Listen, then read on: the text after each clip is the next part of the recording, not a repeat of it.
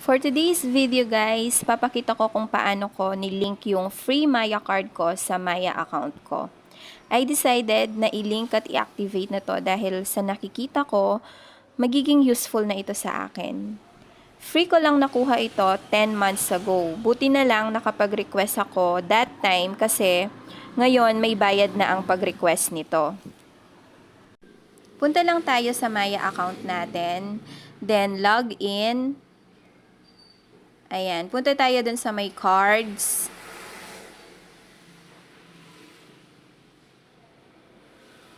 And then, scroll down ka dun sa may link your card in seconds.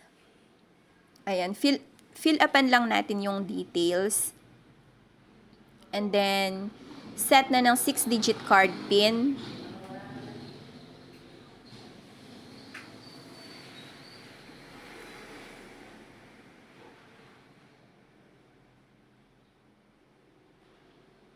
And then, i-confirm mo pa yung card PIN.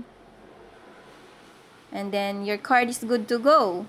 And, press mo lang yung done. And, makikita mo guys na meron nang nakalink sa iyong card. Ayan, makikita mo siya ganyan. Dati kasi walang nakalagay dyan. Ayan. And, that's it. Hope na nakatulong. Thank you!